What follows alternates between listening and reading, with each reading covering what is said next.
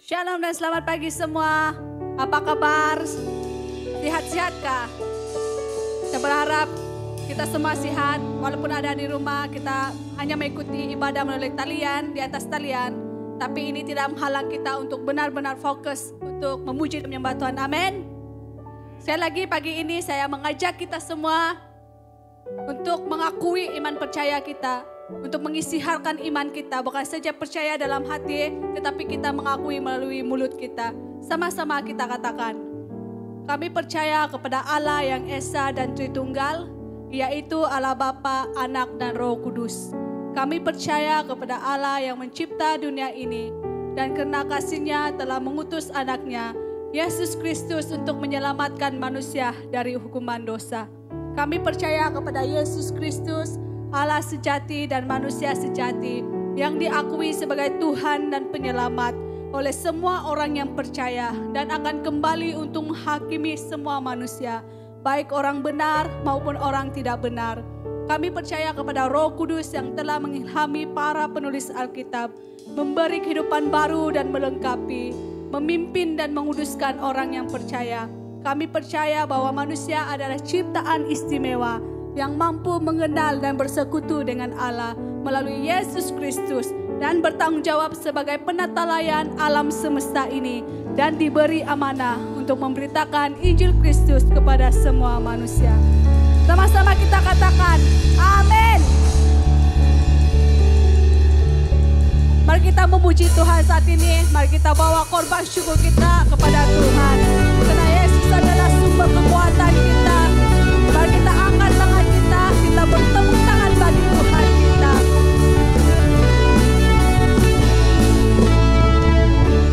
Yesus, Kau kekuatan di hidupku,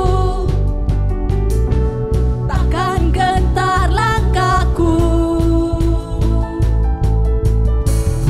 Kau angkat tanganku di saat ku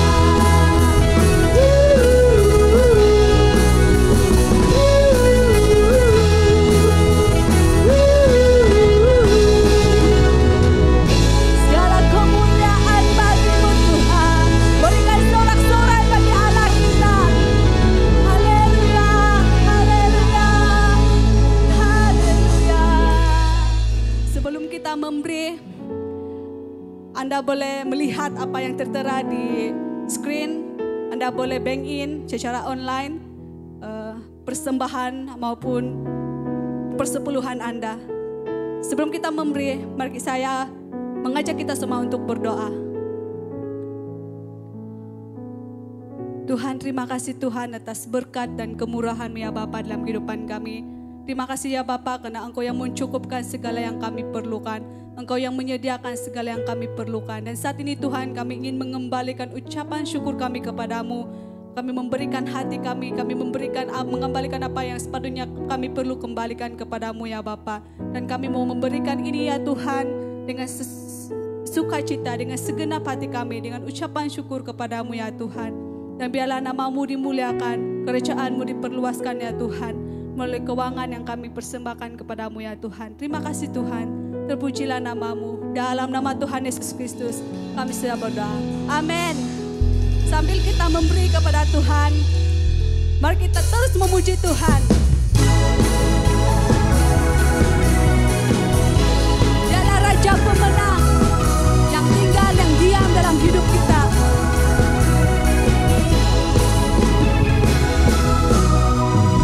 Kau yang hidup di dalamku,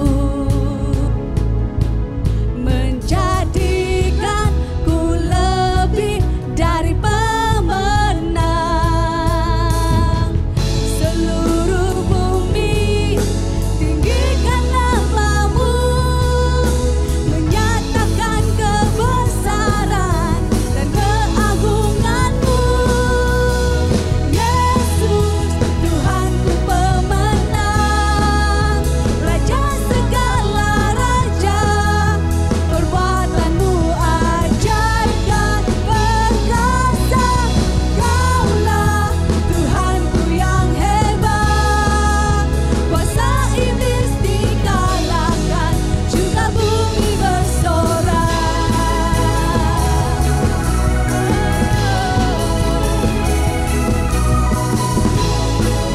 Sama-sama kita katakan sekali lagi, Yesus Kau yang ada di dalamku, Kau yang hidup di dalamku, menjadikanku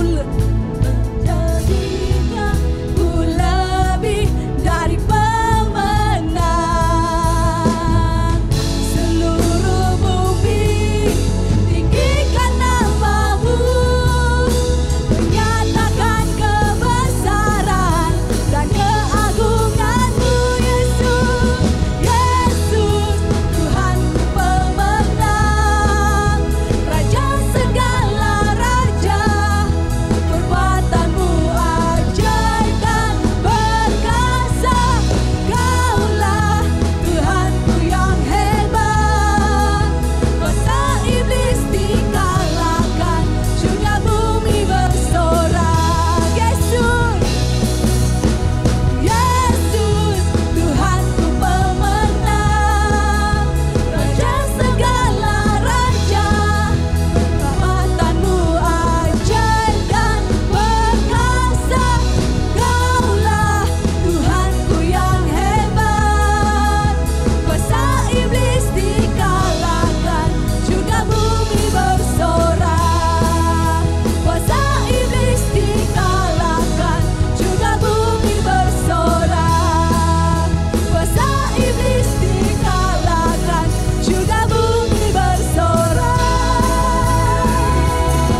Haleluya.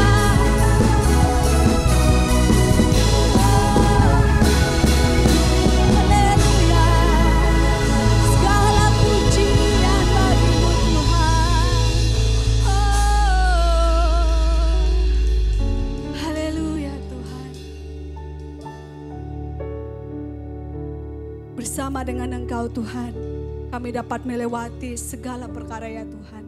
Dan bersama dengan Engkau Tuhan, kami akan menjadi lebih daripada pemenang ya Tuhan. Karena Engkau yang bertindak memberikan pertolongan. Karena Engkau yang mendahului setiap perkara yang kami lakukan ya Bapa. Terima kasih ya Tuhan karena Engkau Allah Immanuel. Allah Immanuel yang menyertai kami selama-lamanya ya Tuhan. Dan ini kami Tuhan saat ini ingin menyatakan isi hati kami kepadamu. Menyatakan ya Bapa, Betapa kami rindu, betapa kami haus akan penyertaan-Mu ya Tuhan. Haleluya Yesus. Engkau ada bersamaku di setiap musim hidupku. Tak pernah Kau biarkan ku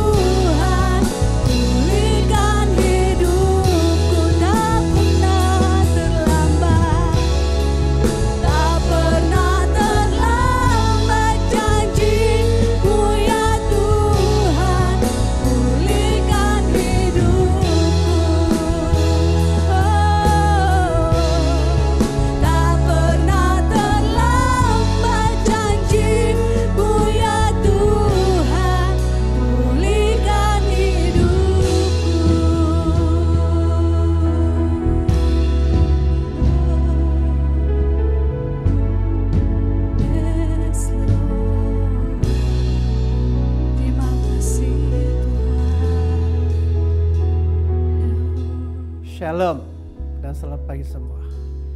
Puji Tuhan karena kita dapat bertemu sekali lagi dalam ibadah pagi hari Minggu ini.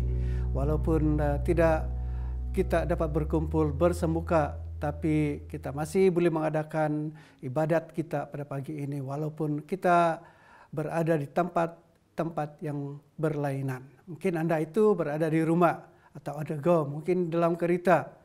Tapi puji Tuhan, kami bersyukur, berterima kasih kepada Anda karena memilih untuk menyertai, bergabung bersama dengan kami dalam kebaktian pada pagi ini di Gereja SIB Alam Masra, Wan Bonyo. Saudara dan saudari, pertama-tama saya ingin mengatakan selamat menyambut Hari Bapa pada hari ini kepada semua bapak-bapak. Dimanapun Anda berada sebagai seorang bapak, sebagai ketua keluarga, pemimpin dalam keluarga itu, hari ini adalah hari kita. Kita tidak dapat merayakannya seperti kita rayakan pada kebiasaannya. Tapi mungkin dalam keluarga kita masing-masing, nanti malam ini barangkali adalah dinner kita masing-masing sebagai satu keluarga untuk menghormati bapak-bapak pada hari ini. Namun demikian saudara dan saudari, mari kita terus pergi kepada firman Tuhan pada pagi ini. Kita masih dalam siri mengenai dengan mengongsikan firman Tuhan atau memberitakan firman Tuhan, terutama sekali di dalam keadaan seperti kita alami pada masa ini, dalam masa pandemik ini, di mana pergerakan-pergerakan kita itu terkawal. Tapi dalam siri ini juga kita lebih melihat kepada pekerjaan Roh Kudus yang meneruskan pekerjaan dan pelayanan Tuhan Yesus Kristus setelah Yesus naik ke surga. Dalam 2-3 minggu yang lalu itu kita telah belajar sebagai satu urutan daripada kematian dan kebangkitan Tuhan Yesus Kristus, yaitu pada Minggu Paskah. Dan di mana dia memberi beberapa perintah-perintah kepada murid-muridnya untuk meneruskan pelayanannya, yaitu memberitakan berita yang baik. Dan berita yang baik itu adalah bahwa Allah telah merencanakan atau menyelesaikan rencananya untuk jalan penyelamatan manusia. Tapi di baliknya itu ialah Roh Kudus.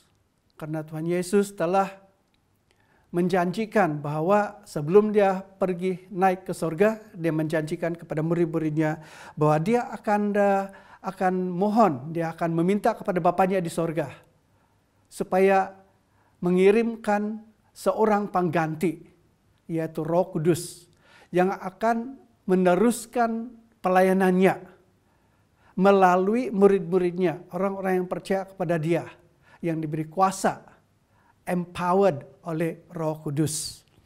Nah, saya akan pergi kepada beberapa latar belakangnya lagi supaya kita boleh pergi forward. Walaupun pada pagi ini dia punya tema ini adalah, dia punya tajuk ini, firman Tuhan yang saya ingin sampaikan pada pagi ini ialah bagaimana kita boleh menjadi saksi Yesus di dalam masa new normal dan memenangkan satu jiwa at a time, one soul at a time. Mari kita lihat dalam Lukas pasal yang ke-24 ayat yang ke-45 hingga kepada ayat yang ke-48. Lukas pasal yang ke-24 daripada ayat ke-45 hingga kepada ayat yang ke-48. Saya baca dan kamu lihat di dalam layar komputer screen kamu atau TV screen kamu. Lalu ia membuka pikiran mereka sehingga mereka mengerti kitab suci. Katanya kepada mereka, ada tertulis demikian, Mesias harus menderita dan bangkit dari antara orang mati pada hari yang ketiga. Dan lagi, dalam namanya berita tentang pertobatan dan pengampunan dosa harus disampaikan kepada segala bangsa, mulai dari Yerusalem. Kamu adalah saksi dari semuanya ini. Dan aku akan mengirim kepadamu apa yang dijanjikan Bapakku. Tapi kamu harus tinggal di dalam kota ini sampai kamu diperlengkapi dengan kekuasaan dari tempat yang tinggi. Mari kita tunduk kepala, tutup mata, berdoa. Mohon Roh Kudus enlighten, Roh Kudus menerangi kepada kita kebenaran firman Tuhan yang Ia sendiri telah ilhamkan kepada Lukas untuk menulisnya. Tuhan, kami mau datang kepadamu pada pagi ini. Kami membuka hati kami kepada firman-Mu. Banyak yang kami tidak faham. Bahkan kami menyangka faham itu tapi secara mental. Secara di otak. Tapi bukakan hati kami Tuhan. Supaya pengertian kami kepada firman-Mu itu akan membuatkan iman kami kuat dan bertumbuh. Iman yang menggerakkan kami untuk melakukan amanat agung-Mu itu. Yaitu memuridkan segala bangsa bermula dengan memberitakan Injil itu. Kami siap Tuhan, kami buka hati kami kepada firman-Mu. Dalam nama Tuhan Yesus Kristus. Amin. Saudara dan saudari, kalau kita baca dalam firman Tuhan ini, latar belakangnya itu adalah pada masa murid-muridnya berkumpul. Tiba-tiba Yesus menyatakan dirinya, yaitu selepas dia bangkit daripada kematian. Mereka pada mulanya itu takut. Tetapi Yesus berkata, aku ini bukan hantu, karena mereka berpikir dia itu hantu. Tapi dia berkata, aku bukan hantu. Hantu tidak mempunyai daging dan tulang. Pegang tangan saya, pegang tubuh saya. Lalu membuktikan bahwa dia ini mempunyai tubuh. Membuktikan bahwa dia bangkit secara seutuhnya. Dengan tubuh yang baru itu, dia berkata kepada murid-muridnya, kamu ada makanankah? Lalu mereka kata ada. Lalu dia makan bersama dengan mereka. Dia memberkati roti yang diberikan. Mereka makan bersama-sama.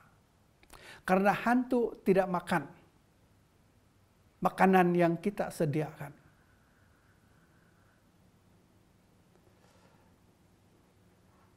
Lalu Yesus mengajar mereka. Firman Tuhan dalam ayat 45 mengatakan, lalu Ia membuka pikiran mereka sehingga mereka mengerti kitab suci. Pada pagi ini saudara-saudari, doa saya ialah supaya Roh Kudus akan membukakan pikiran kita. Pikiran Anda supaya mengerti kitab suci, mengerti firman Allah.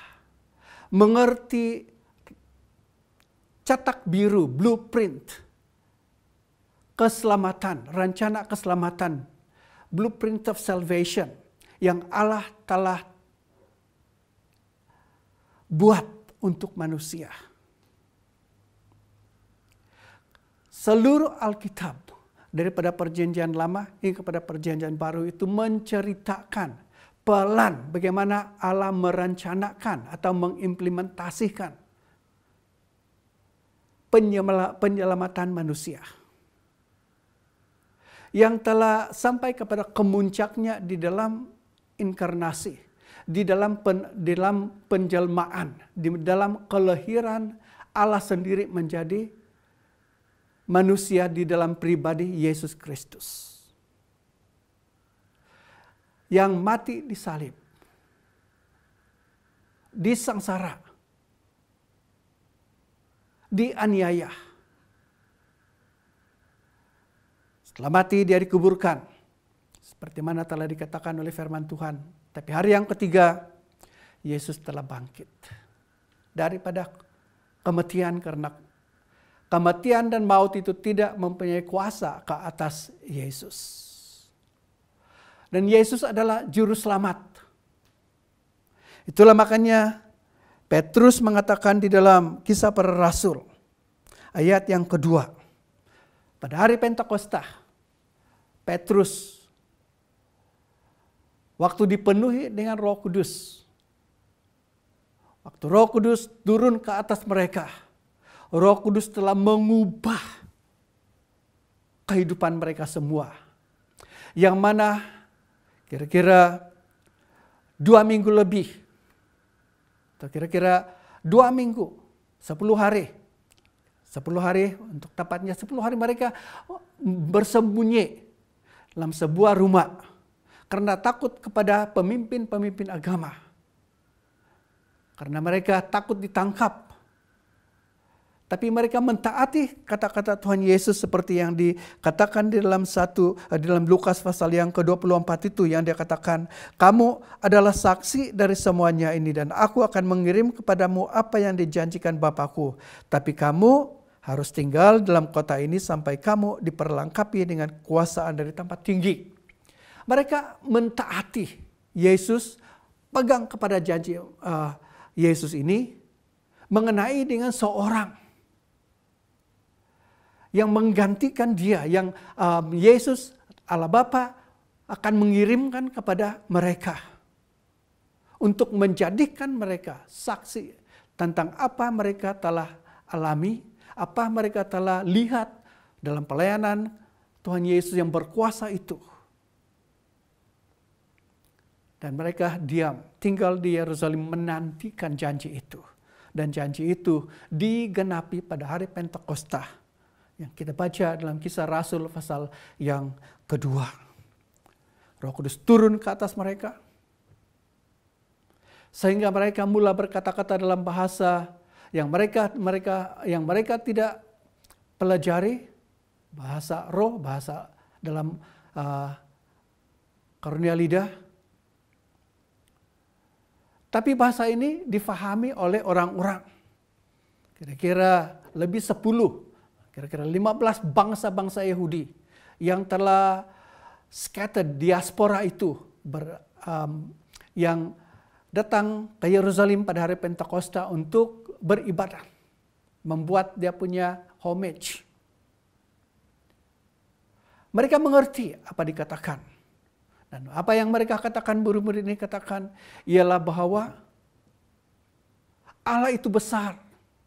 Dia kuasanya itu sungguh besar. Mereka memuji Tuhan, menceritakan kebesaran Allah di dalam bahasa mereka. Seperti mana Roh Kudus membolehkan mereka untuk mengatakan di dalam bahasa yang mereka tidak pelajari itu. Lalu orang banyak mengatakan, oh mereka itu mabuk. Tapi Petrus mengatakan, dia berdiri dan dia katakan dalam pasal yang kedua, saya baca daripada ayat yang ke-33 dan 32 dan 33. Yesus inilah yang dibangkitkan Allah. Dan tentang hal itu kami semua adalah saksi. Dan sesudah ia ditinggikan oleh tangan kanan Allah dan menerima Roh Kudus yang dijanjikan itu, maka dicurahkannya apa yang kamu lihat dan dengar di sini. Apa yang saya ingin tekan beratkan di sini, saya ingin garis bawahi di sini, ialah yang mengatakan tentang hal itu, yaitu tentang Yesus yang telah mati di salib, dikubur dan bangkit hidup kembali. Tentang hal itu Petrus katakan, kami semua adalah saksi. Kami semua adalah saksi, kata Petrus. Nah, saudara dan saudari, dalam 2 minggu yang lalu itu, 2 minggu yang lalu, Pastor Kusam telah mengajar kita apa artinya seorang saksi Kristus itu. Dan sebagai saksi itu kita bermula memberi testimoni, memberi saksi atau bersaksi tentang kebaikan Allah. Bagaimana Allah, Yesus Kristus itu baik kepada kita, menyelamatkan kita, dan kita kongsikan kepada orang lain, bermula dengan keluarga kita sendiri, dengan anak-anak kita, dengan suami atau istri kita, dengan uncle-uncle kita, dengan cousin-cousin kita, yaitu di dalam keluarga kita, di dalam kampung kita, di dalam kota kita. Kita menceritakan kepada orang lain mengenai dengan Yesus yang mati, Yesus yang telah bangkit, Yesus yang dipilih oleh Allah, kata firman Tuhan,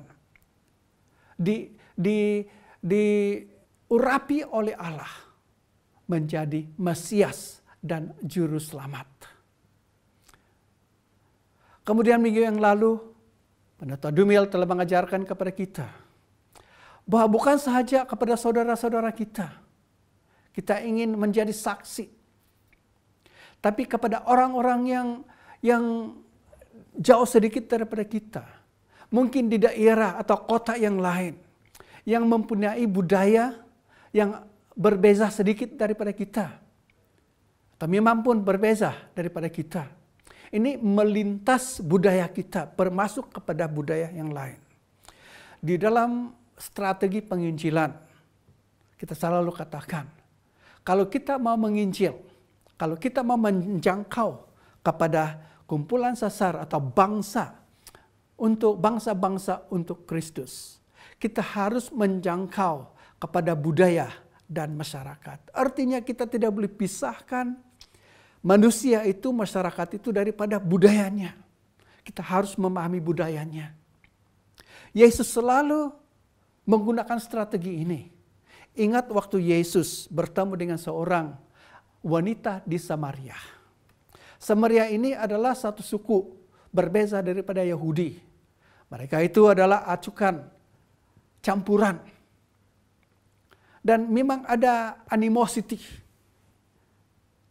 suatu rasa permusuhan di antara Yahudi dengan orang-orang Samaria, bangsa Samaria. Apalagi pada budaya atau adat istiadat pada masa itu, seorang lelaki bercerita perseorangan dengan wanita yang lain. Tapi Yesus waktu dalam perjalanannya dia singgah di Samaria dengan sengaja karena rencana Allah. Bertemu dengan wanita ini. Dan dia menceritakan perkara-perkara yang wanita ini faham di dalam pribadinya, di dalam budayanya. Kenapa saya katakan pribadinya dan budayanya? Yesus menceritakan tentang keadaan keperluan asas dia. Itulah makanya di dalam penginjilan ini dan dalam pelayanan kita bermula dengan mengenali felt needs, keperluan asas manusia atau orang yang kita ingin injili. Yesus bermula dengan itu. Kemudian menghubungkan keperluan itu kepada kebenaran-kebenaran firman Tuhan yang menunjukkan kepada keselamatan dia. Kemudian ceritakan, menghubungkan kepada physical, perkara-perkara fisikalis seperti sumur itu.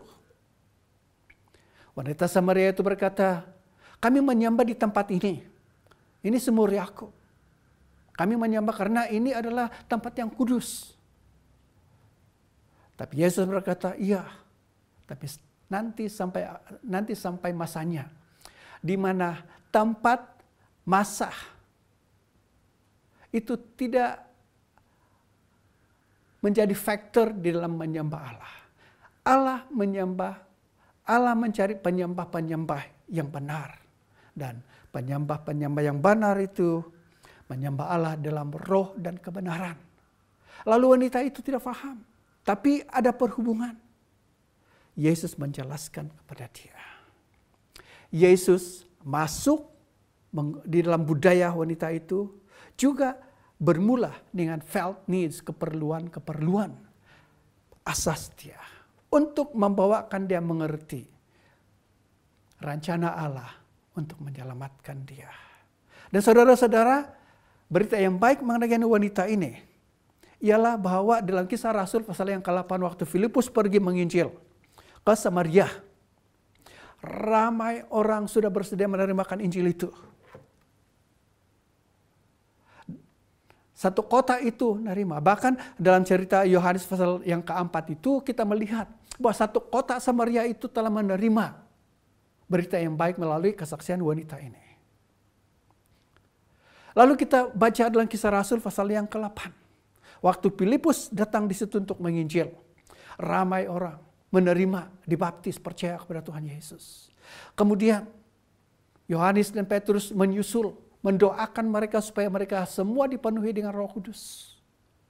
Mengapa begitu mudah masyarakat Samaria itu telah menerima Injil itu dalam Kisah Rasul pasal yang ke-8 itu? Karena ada hal-hal kita mengatakan karena groundwork dia itu telah sudah dilakukan pada masa Tuhan Yesus Kristus. Saudara, minggu yang lalu saudara Penatua Dumil mengajar bahwa kita memberitakan Injil itu bukan saja di Yerusalem, tetapi di Yudea yang jauh sedikit. Dari Yudea ke Samaria, lintas budaya. Dan kalau kita mau menjangkau, bersaksi, membawa Injil kepada bangsa yang berbeda daripada kita, kita harus masuk di dalam budaya dan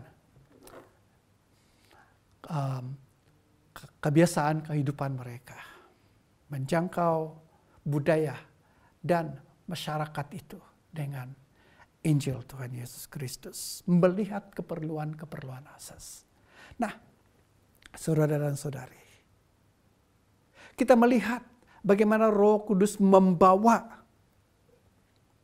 bekerja dalam hati murid-murid untuk membawakan Injil.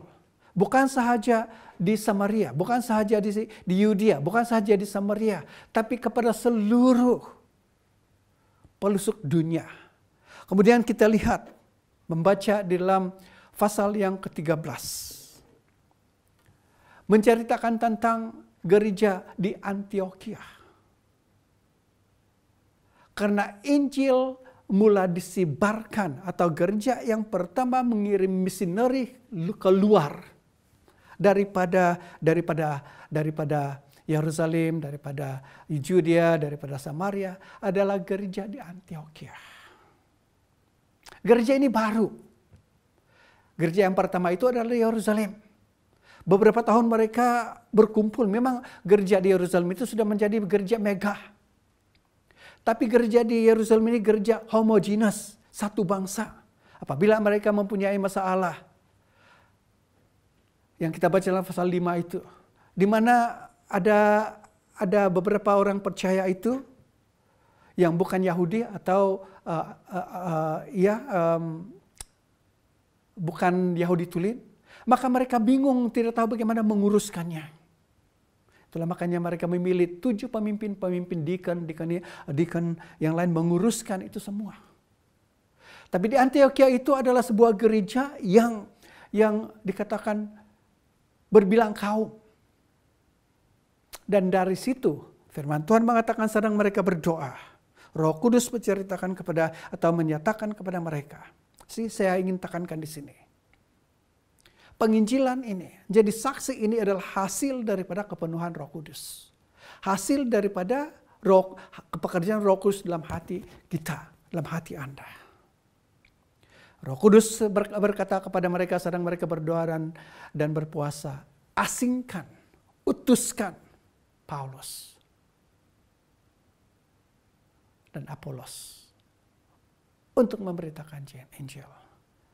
Lalu daripada pasal ke-13 Kisah Para Rasul hingga kepada ujungnya cerita mengenai dengan pelayanan Rasul Paulus yang pergi kepada bangsa-bangsa.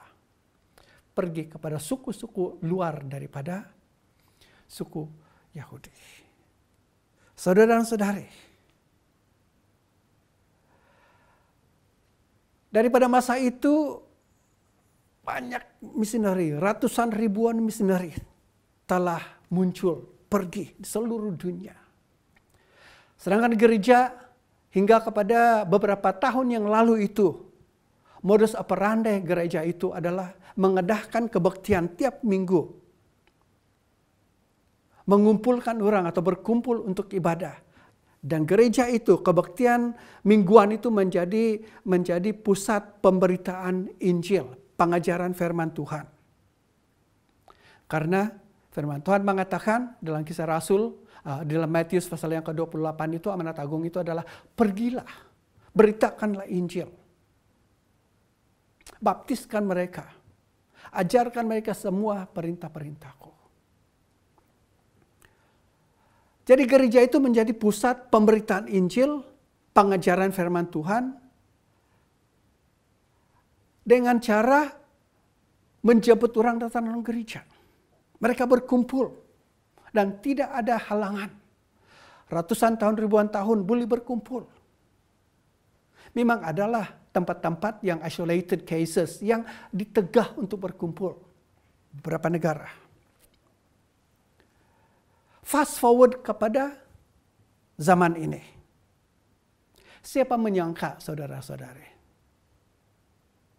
Dalam zaman kita, dalam generasi kita, siapa menyangka bahwa kita tidak boleh dan tidak diperbolehkan untuk berkumpul setiap minggu, setiap Ahad. Seperti mana kita telah biasa melakukan puluhan tahun. Hanya dalam 2 tahun ini kita telah ditegah. Kita tidak dibolehkan untuk berkumpul. Gara-gara karena pandemik virus COVID-19 ini. Dan ini adalah atas alasan perubatan, atas alasan keselamatan, kesehatan kita semua. Dan kita perhatikan semua agama kena dengan ini. Bahkan bukan sahaja kegiatan agama, tapi kegiatan sosial dan budaya. Bahkan kegiatan-kegiatan rasmi kerajaan juga telah terkawal. Banyak perkara terutama sekali perkumpulan-perkumpulan bersemuka itu tidak boleh dilakukan. Siapa menyangka? Kesannya itu kita terkesan sebagai gereja, saudara-saudara. 3 tahun yang lalu, tidak menyangka. Puluhan tahun, ratusan tahun, ribuan tahun gereja, kita biasa. Dalam cara kita menginjil itu adalah buat KKR. Kita buang banyak duit. Memang bukan buang lah, kita invest. Ratus ribuan ringgit untuk mengadakan KKR. Apabila kita nilai daripada pulangannya itu tidak berapa banyak juga. Karena kebanyakan yang menghadiri KKR yang kita lakukan secara raksasa ini memang pun sudah orang Kristen setia.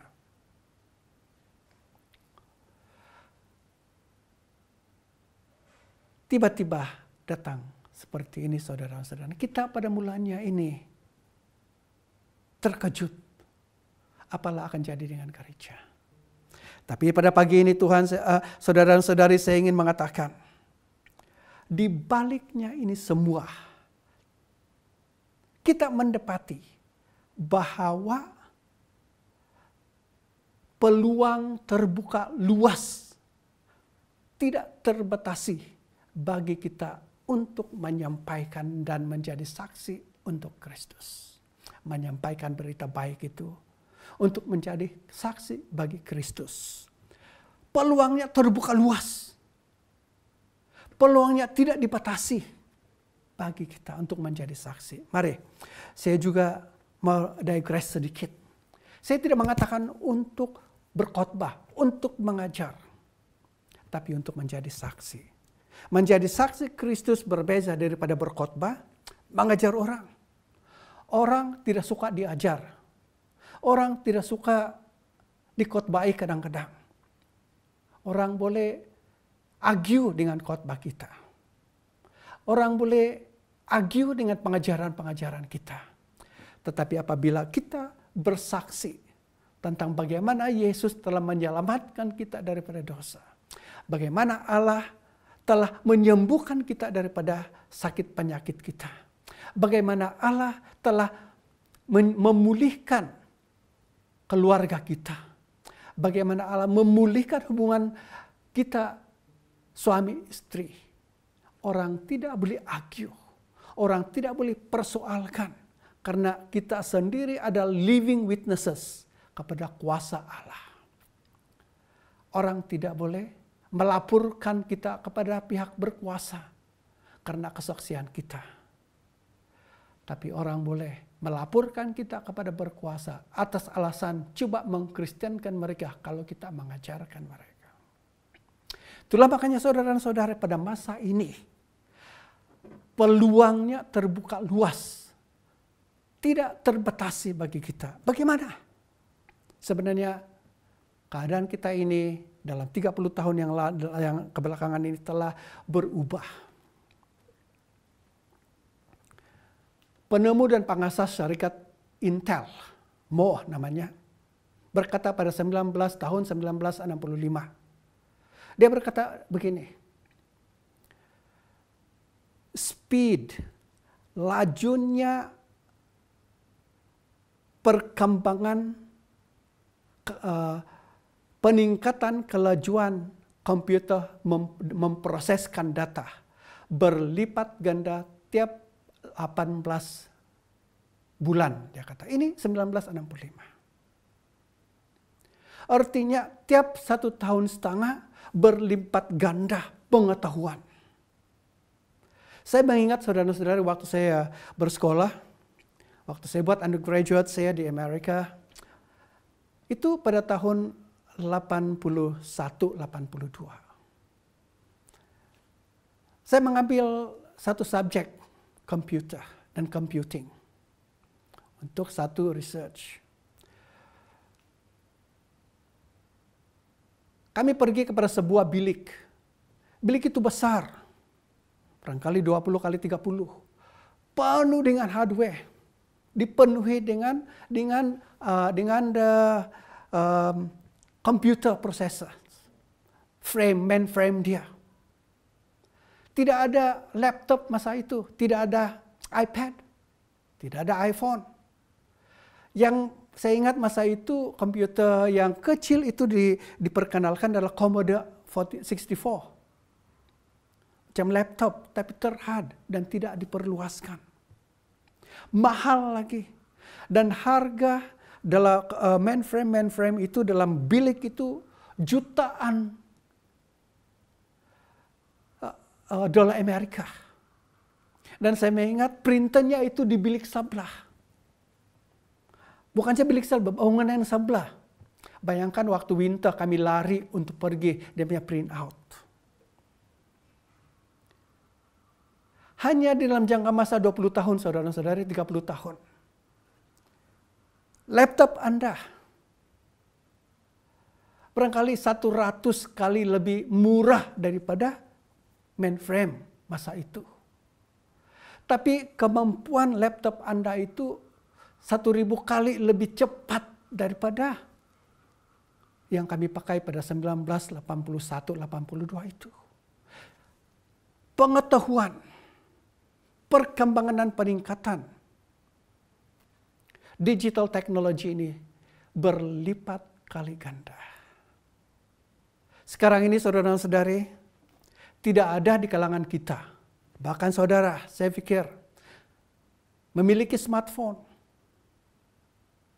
Kalau Anda memiliki smartphone, semestinya Anda mempunyai account WhatsApp.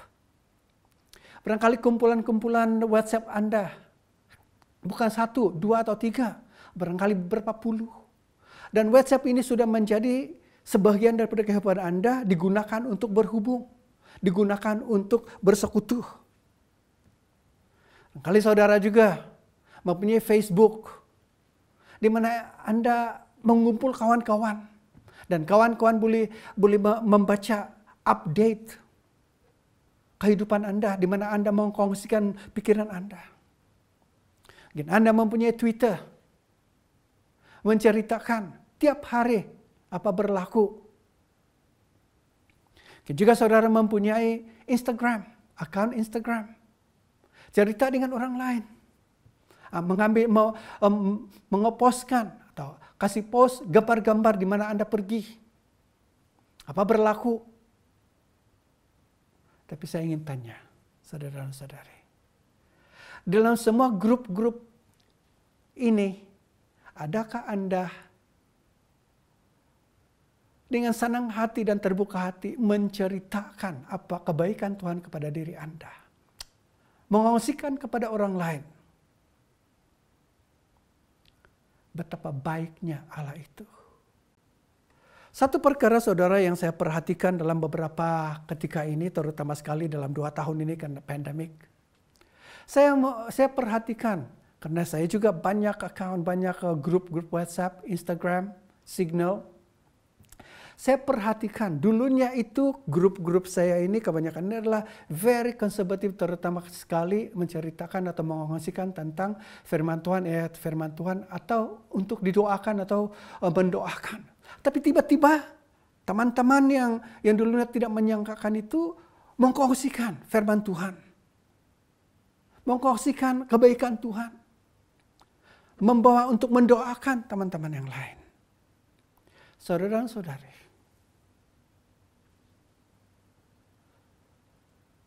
digital technology yang ada pada kita dan akan berada dengan kita, dan dia akan mengembang dan lebih maju lagi. Kita sebagai murid Tuhan Yesus, kita sebagai orang-orang yang percaya kepada Tuhan Yesus, harus menggunakannya untuk komunikasi. Sedang kita lakukan. Kita harus menggunakannya, digital technology, untuk community, membentuk, membangunkan kemasyarakatan, hidup berjemaat kita. Dan ketiga, saudara-saudara, kita harus menggunakan digital technology ini untuk memuridkan orang lain. Pada masa ini, saudara-saudara, saya sedang mengambil satu kursus. Kami Zoom tiap hari 1, 2 jam setengah tiap hari 1. Untuk beberapa bulan akan datang ini, mungkin 1 tahun setengah. Memang pada mulanya itu berat saya rasa. Tapi lama-lamanya itu saya suka. Karena boleh berkongsi dengan orang-orang di Sri Lanka, di India, di Singapura, di tempat-tempat yang lain dari Indonesia. Yang walaupun daripada negara-negara berbeza, tapi kami mempunyai isu-isu, masalah-masalah yang sama di dalam kepemimpinan dan dalam pelayanan, penggembalaan dalam gereja. Dan apabila kita mengkongsikan melalui platform ini, kita boleh dikuatkan, kita didorong. Sebagai gereja, kalau Anda seorang pemimpin gereja yang mendengar pada hari ini, saya ingin katakan kepada Anda, gereja Anda tidak boleh berjalan lancar ke hadapan dan tidak boleh memisahkan daripada teknologi digital. Gunakan, saya syorkan, teknologi digital ini untuk komunikasi, terutama sekali pada masa ini di mana tidak boleh bertemu dengan ahli-ahli jemaat. Bentuk WhatsApp grup, Telegram grup untuk ahli-ahli gereja, di mana Anda boleh mengongsikan firman Tuhan renungan tiap hari. Itu yang saya lakukan. Dan saya harap Anda juga lakukan. Gunakan teknologi digital ini untuk membentukkan, merapatkan, untuk mengakalkan hidup berjemaat, kedekatan, persaudaraan di kalangan jemaat. Dan yang ketiganya itu, gunakan teknologi ini dengan dan untuk pemuridan. Ini yang kita lakukan. Ini yang kita lakukan, saudara dan saudari. Nanti dalam masa-masa akan datang kita akan pergi kepada pengisiannya, detailsnya. Bagaimana gereja menggunakan teknologi digital untuk bertumbuh, untuk memuridkan jemaatnya, bertumbuh di dalam Tuhan. Nah, saudara-saudari, karena masa suntuk, saya ingin tutup di sini. Tapi saya ingin buat satu kesimpulan.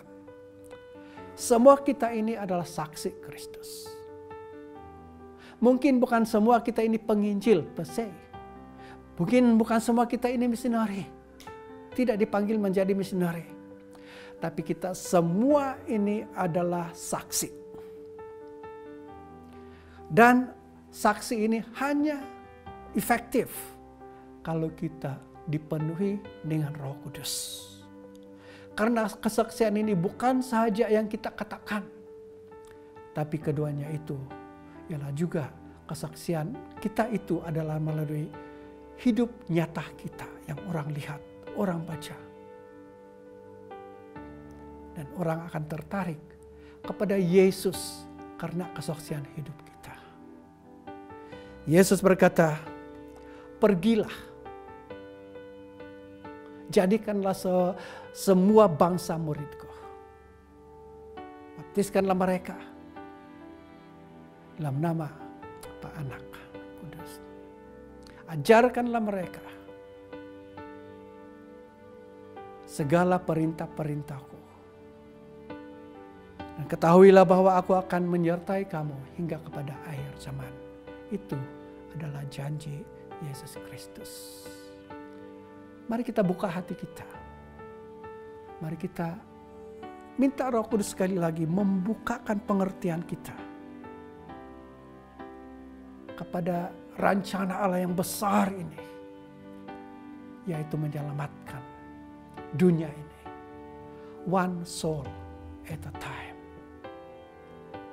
Dan apabila kita bergerak melakukannya, apabila terkumpul jumlahnya jiwa-jiwa yang tiap-tiap diri kita menangkan, ia akan menjadi satu jumlah yang besar yang memuliakan Tuhan Allah kita di sorga. Amin.